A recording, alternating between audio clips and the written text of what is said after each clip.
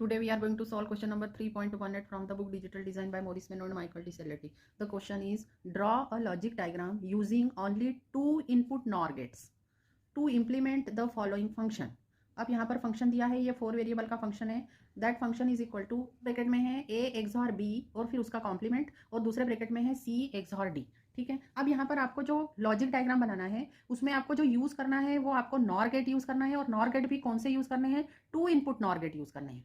ठीक है. ये रेस्ट्रिक्शन याद रखना है कि आपको 2 इनपुट नॉर गेट ही यूज करने हैं. तो अगर आपको नॉर गेट यूज करने हैं तो उसके लिए कंडीशन होती है, as we want NOR gate implementation so we want our function in POS form, means product of sum form में होना चाहिए. ये बात याद रखना. अगर नेंड गेट इंप्लीमेंटेशन आता है, अगर नेंड गेट का इंप्लीमेंटेशन बोलते हैं तो एसओपी फॉर्म में लिखना है, और अगर नॉर गेट का इंप्लीमेंटेशन आता है तो आपको फंक्शन, जो भी फंक्शन पूछा है उसको पीओएस फॉर्म में लिखना है. ये याद रखना है. तो अभी हमको नॉर गेट का बोला है, तो हमको इसको पीओएस फॉर्म में लाना पड़ेगा. तो अभी हम इसे सॉल्व करते हैं. तो यहाँ पर ए और बी के बीच एक्सॉर है और उसका कॉम्प्लीमेंट है. तो एक्सॉर का कॉम्प्लीमेंट जब होता है तो वो होता है एक्सनॉर. तो एफ इज इक्वल टू क्या हो जाएगा? ए एक्सनॉर बी. ये तो सिर्फ इसी ब्रैकेट का सोल्यूशन हुआ. और अगला हुआ सी एक्सॉर डी. ठीक है. अब ए और बी के बीच एक्सनॉर जो होता है उसके लिए क्या होता है वैल्यू? ये होता है A dash B dash plus A B. ठीक है. और सी और डी के बीच यहाँ पर एक्सॉर है, तो ये हो जाएगा C D complement plus D C complement. अब इसका मल्टीप्लाई कर देते हैं. तो ये हो जाएगा, इसमें कितनी टर्म्स आएंगी? टोटल 4 टर्म्स आएंगी. तो मल्टीप्लाई कीजिए आप. ये हो जाएगा A dash B dash C D dash plus A dash B dash D C dash. अब ए बी का मल्टीप्लाई करेंगे तो plus A B C D dash plus A B D C dash. अब ये जो आपका यहाँ पर जो फंक्शन आया है ये आपका एसओपी फॉर्म में आया है ना. लेकिन आपको यहाँ पर नॉर में पीओएस फॉर्म में लाना है. तो हमें क्या करना है? अब यहाँ पे जो हमारा फंक्शन है उसको हम एसओपी फॉर्म के लिए हम फ्रेंडली होते हैं, इसलिए हम एसओपी फॉर्म में ही एंटर यहाँ पर कर लेंगे फंक्शन को. तो फंक्शन में पहली वाली टर्म है A dash B dash C D dash. तो अब ये जो ऐसा एक्जैक्टली 4 वेरिएबल के में आप यहाँ पर बना लें, मतलब ये सारी चीजें लिख लेना है. अब उसके बाद आप देखिए कि आपकी पहली टर्म है A dash B dash C D dash. तो आप देखिए ए डैश बी डैश मतलब ये, और सी डी डैश मतलब ये वाली. तो मतलब 2 नंबर की सेल हुई. A dash B dash C D dash मतलब ये वाली 2 नंबर की सेल हुई. तो 2 नंबर की सेल में आपको 1 एंटर करना है, तो यहाँ पर 1 एंटर किया. उसके बाद अगला है A dash B dash D C dash. तो ए डैश बी डैश मतलब यही, और डी सी डैश मतलब ये 1 नंबर की सेल हुई. तो 1 नंबर की सेल में आपको 1 एंटर करना है, तो यहाँ पर 1 एंटर कर दें. ठीक है. उसके बाद अगला है A B C D dash. तो ए बी तो ये वाला हुआ, और सी डी डैश मतलब 14 नंबर की. तो 14 नंबर की सेल में आप 1 एंटर कर दें. उसके बाद अगला है A B D C dash. तो ए बी ये और डी सी डैश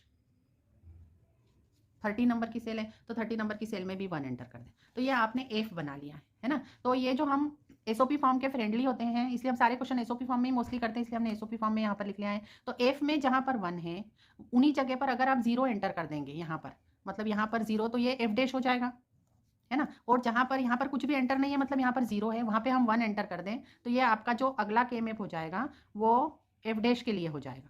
तो ये आपका एफ डैश के लिए के मैप हुआ. तो आपको पीओएस फॉर्म में लिखने के लिए एफ डैश का के मैप बनाना है. तो एफ डैश के के मैप की ग्रुपिंग करना है, और आप देखेंगे कि एफ कैसे पीओएस फॉर्म में आता है. तो हमने एफ डैश के लिए यहाँ पर के मैप बना लिया है. देखिए मैं फिर से रिवाइज कर देती हूँ कि हमने क्या किया. हमने सिंपल जो फंक्शन दिया है उसी फंक्शन को यहाँ पर सॉल्व करके एसओपी फॉर्म में ही लाया है, और उसी फंक्शन का हमने के मैप यहाँ पर बनाया है, और इस के मैप का कॉम्प्लीमेंट ले लिया है यहाँ पर. मतलब इस के मैप का यहाँ पर कॉम्प्लीमेंट लेने से ये एफ डैश हो गया है. जहाँ पर 1 है वहाँ पर 0 एंटर किया है, और जहाँ पर 0 है वहाँ पर 1 एंटर किया है. अब उसके बाद हम इसकी ग्रुपिंग करते हैं. तो इसकी ग्रुपिंग करने पर देखिए यहाँ पर ये 4 का एक कॉर्ड बनेगा, ये 4 का एक कॉर्ड बनेगा. हमको सारे 1 कवर करने हैं ना. एक ये कॉर्ड बनेगा और एक ये कॉर्ड बनेगा. ठीक है. तो आपका F dash is equal to क्या हो जाएगा? F dash is equal to, देखिए पहले आपकी सबसे नीचे वाली रो का कॉर्ड बन रहा है ना. ये देखिए सबसे नीचे वाला है, तो हम यहाँ सबसे नीचे वाला, इसका आंसर हो जाएगा ए बी डैश. तो ए बी डैश है ना. फिर ये वाली आपकी रो ले लेते हैं. तो ये वाली रो मतलब 4 5 7 6 वाली, तो इसका आंसर आ रहा है ए डैश बी. तो plus A dash B plus ये वाला first column C dash D dash आएगा इसका आंसर फर्स्ट कॉलम का. तो C dash D dash plus ये वाला कॉलम, तो इसका 3 7 15 11 वाले का इसका आंसर आ जाएगा प्लस सी डी, है ना. तो आप यहाँ पर देखेंगे कि F dash is equal to आपका क्या आया? F dash is equal to आपका आया A B dash plus A dash B plus C dash D dash plus C D. तो अब अगर हम इसका कॉम्प्लीमेंट ले लेते हैं, इस एफ डैश का कॉम्प्लीमेंट ले लेते हैं, तो हमें इधर राइट हैंड साइड में भी कॉम्प्लीमेंट करना पड़ेगा. तो एफ डैश का कॉम्प्लीमेंट अगर हम लेंगे तो हमें एफ मिलेगा. एफ डैश का कॉम्प्लीमेंट लेंगे तो हमें एफ मिलेगा. और यहाँ पर आप ये कॉम्प्लीमेंट टी मॉर्गन्स थ्योरम से सॉल्व करेंगे तो ये जो और ऑपरेशन है वो एंड ऑपरेशन में चेंज हो जाएगी, और यहाँ पर ए बी डैश के ऊपर एक कॉम्प्लीमेंट आ जाएगा. मतलब ये हो जाएगा A B dash complement and A dash B complement and C dash D dash complement and C D complement. ठीक है, अब यहाँ पर फिर से आप डी मॉर्गन्स थ्योरम लगाएंगे ईच ब्रैकेट पे, तो ये हो जाएगा यहाँ पे की एंड ऑपरेशन और ऑपरेशन में चेंज हो जाएगी, तो ये हो जाएगा A dash plus B into A plus B dash into C plus D into C dash plus D dash. ठीक है, तो ये जो आपका फंक्शन आया, देखिए आप ये पीओएस फॉर्म में आया है। ये बहुत इंपॉर्टेंट बात है क्योंकि हमें नॉर इम्प्लीमेंटेशन करना है, इसलिए हमने इसे पीओएस फॉर्म में लाना है। ठीक है, तो यहाँ पर जो फंक्शन आया है ये नॉर इम्प्लीमेंटेशन के लिए बन चुका है। देखिए यहाँ पर ए डैश और बी के बीच और लगेगा, यहाँ पर भी और लगेगा, यहाँ पर भी और लगेगा और यहाँ पर भी और लगेगा, और इन चार और के बीच एक एंड लगेगा, है ना। तो ये और एंड इम्प्लीमेंटेशन तो हो ही सकता है। यहाँ पर ये वाला जो फंक्शन है ये किसके लिए रेडी है, और एंड।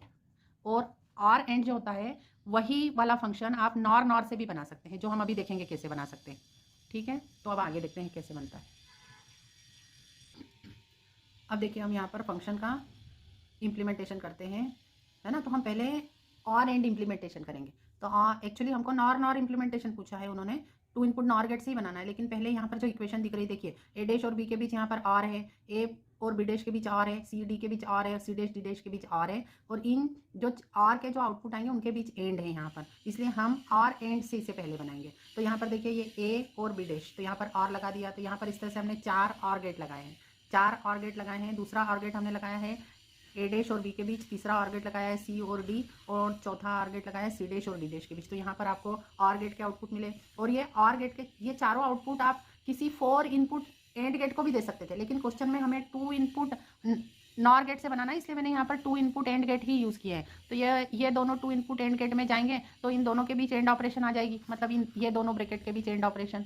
ठीक है, और इन दोनों के बीच एंड ऑपरेशन, मतलब इतना पार्ट यहाँ पर मिलेगा, इस एंड गेट का आउटपुट मिलेगा, और इन दोनों का मल्टीप्लिकेशन इस वाले एंड गेट का आउटपुट मिलेगा, और इन दोनों के बीच फिर से एंड ऑपरेशन है ना। ये देखिए इन दोनों के बीच फिर से एंड ऑपरेशन है, तो हमने यहाँ पर फिर से एक एंड गेट को, ये 2 इनपुट एंड गेट को दे दिए हैं, ये दोनों आउटपुट 2 इनपुट एंड गेट को दे दिया, तो यहाँ पर आपको एक फंक्शन मिल जाएगा। लेकिन हमारी ये रिक्वायरमेंट नहीं है, हमको ऐसा पूछा ही नहीं है, तो अब हम इसको कैसे हमारे रिक्वायर्ड फॉर्म में लाते हैं। तो यहाँ पर आप देखिए कि अगर मैं इसके आउटपुट को एक बार इन्वर्ट कर दूँ, है ना, तो ये कौन सा गेट बन जाएगा, नॉर गेट, क्योंकि हमें नॉर गेट से इंप्लीमेंट करना है, इसलिए मैं इसको इन्वर्ट कर दूँ तो, और इसको इस एंड गेट के अंदर जाने के पहले भी इन्वर्ट कर दूँ तो क्या फ़र्क पड़ेगा, कोई फ़र्क नहीं पड़ने वाला। 2 बार इन्वर्ट कर दिया अगर आपने तो कोई फ़र्क नहीं पड़ता, इसलिए हम यहाँ पर भी एक इन्वर्टर लगा देंगे, यहाँ पर भी एक लगा दिया, सिमिलरली यहाँ पर एक लगा दिया, यहाँ पर एक लगा दिया, यहाँ पर भी एक लगा दिया, और यहाँ पर भी एक लगा दिया। अभी इतने ही लगाना है। अब देखिए आपके, तो ये तो नॉर वाला काम हो गया, ये 2 इनपुट नॉर गेट हो गया, ये भी 2 इनपुट नॉर गेट हो गया, ये भी 2 इनपुट नॉर गेट हो गया, और ये भी 2 इनपुट नॉर गेट हो गया।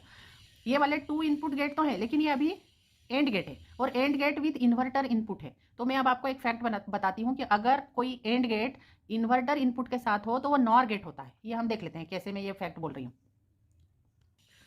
अब हम यहाँ पर देखेंगे कि invert AND is equal to NOR gate है, ये कैसे पता चलेगा। तो यहाँ पर आपने कोई 2 इनपुट दिए ए बी, ठीक है, लेकिन वो यहाँ अंदर गए तो इन्वर्ट फॉर्म में गए, और यहाँ पर जो आउटपुट एंड गेट का मिलेगा वो मिलेगा ए डैश एंड बी डैश। ठीक है, बिकॉज ऑफ दिस यहाँ पर जो नॉट लगा है उसके कारण ए डैश अंदर गया और बी डैश, और इनके बीच एंड है, तो A dash and B dash. अब इस पर आप डी मॉर्गन्स थ्योरम लगा देंगे तो ये क्या हो जाएगा, ए प्लस बी का कॉम्प्लीमेंट। ए प्लस बी का कॉम्प्लीमेंट मतलब ये किसका आउटपुट होता है, और उसका कॉम्प्लीमेंट मतलब ये नॉर हो गया ना। तो इसलिए इन्वर्ट वाले इनपुट के साथ अगर एंड गेट हो, invert AND AND gate is equal to NOR gate होता है। मतलब क्या हुआ कि यहाँ पर देखिए ये जो 2 एंड गेट है, ये दोनों AND gate with invert input है, तो इन दोनों को रिप्लेस करके भी हम नॉर गेट लगा सकते हैं। तो यहाँ तक हमारा काम हो गया कि यहाँ भी नॉर गेट लग गए। अब हमारा ये जो एंड गेट है, ये एंड गेट को हमको नॉर गेट में चेंज करना है। तो इस एंड गेट को नॉर गेट में चेंज करने के लिए इसके जो इनपुट आ रहे हैं उनको हमें इन्वर्ट करना पड़ेगा। अगर इस गेट के इनपुट्स को हम इन्वर्ट कर दें तो ये वाला गेट भी क्या हो जाएगा, नॉर गेट हो जाएगा। तो अब यहाँ पर जो आउटपुट आ रहा है उसको इन्वर्ट करने के लिए आपको यहाँ पर एक नॉर गेट, यहाँ पर इसके आउटपुट में एक नॉर गेट लगाना पड़ेगा जिसके दोनों इनपुट सेम हो, यही वाला आउटपुट उसका दोनों इनपुट सेम हो, तो वो इन्वर्ट का काम कर देगा। ठीक है, तो वो हम देख लेते हैं कैसे करेंगे। अब आप थोड़ा सा ना फोकस होके देखना, क्योंकि ये बहुत छोटा सा डायग्राम बना है इसलिए। ठीक है, तो ये नॉर गेट तो ऐसे कैसे सीधे बना दिए हैं मैंने, ये चारों नॉर गेट। ठीक है, ये वाले। और अभी मैंने बताया कि एंड अगर इन्वर्ट के साथ हो तो वो भी नॉर हो जाता है, तो इन दो को रिप्लेस करके ये दो नॉर लगा दिए, है ना। अब इस एंड को नॉर में चेंज करने के लिए इसके दो इनपुट्स को हमने इन्वर्ट किया है। अब इन्वर्ट भी हमें विथ नॉर गेट से ही करना है, हम यहाँ पर नॉट गेट का यूज नहीं कर सकते। तो आपको पता है कि अगर 2 इनपुट वाला कोई भी नॉर गेट हो, उसके दोनों इनपुट को हम एक ही इनपुट बना दें, मतलब शॉर्ट कर दे, कनेक्ट कर दे, तो वो नॉट गेट जैसा बिहेव करता है। तो ये जो दो नॉर गेट हैं वो नॉट गेट जैसा यूज किया है, तो ये वाला जो आउटपुट है उसको इसने इन्वर्ट कर दिया है। तो अब इन्वर्ट होने के कारण क्या हुआ, यहाँ पर जो जाने वाले इनपुट थे वो इन्वर्ट हो गए हैं। अब इन्वर्ट एंड जो होता है, इन्वर्ट एंड नॉर गेट होता है, तो इन्वर्ट और एंड करके यहाँ पर जो आया, तो ये वाला एंड गेट रिप्लेस होकर यहाँ पर नॉर गेट हो गया है। तो यहाँ पर जो आपका आउटपुट मिलेगा वो आपका एफ मिलेगा with the help of how many NOR gates, 1 2 3 4 5 6 7 8 9 NOR gates. यहाँ पर हमको कितने नॉर गेट्स लगे हैं, 9 नॉर गेट्स लगे हैं। अगर आपको कोई डाउट हो तो आप मुझे कमेंट सेक्शन में पूछ सकते हैं। Thank you for watching the video. और यहाँ पर आप देखिए, यहाँ पर जो मैंने बताया कि invert AND is equal to NOR, इसी तरीके से एक और फैक्ट होता है कि इन्वर्ट और जो होता है that is equal to NAND होता है। इन्वर्ट और इज इक्वल टू नेंड कैसे होता है, देखिए ये और गेट है, इसके यहाँ पर आपने इन्वर्ट कर दिया इनपुट, तो आप देखिए यहाँ पर ए बी दिया, लेकिन इसके अंदर तो ए डैश और बी डैश गया, ए डैश और बी डैश गया, तो यहाँ पर आपको और गेट का आउटपुट क्या मिलेगा, ए डैश प्लस बी डैश। तो इस पर डी मॉर्गन थ्योरम आप लगा देंगे तो ये हो जाएगा A AND B complement. A AND B complement मतलब ये नेंड गेट का आउटपुट है, मतलब ये वाला गेट आप रिप्लेस कर दें तो इसकी जगह आप क्या लगा सकते हैं, यहाँ पर ए बी और यहाँ पर आप नेंड गेट लगा दें तो आपका आउटपुट क्या मिलेगा, ए बी कॉम्प्लीमेंट। तो देखिए ए बी कॉम्प्लीमेंट यहाँ भी मिला, यहाँ भी ए बी कॉम्प्लीमेंट मिला, मतलब invert OR is equal to NAND and invert AND is equal to OR. ये वाला फैक्ट याद रखना, वेरी इंपॉर्टेंट फैक्ट है, ठीक है। Thank you for watching the video once again.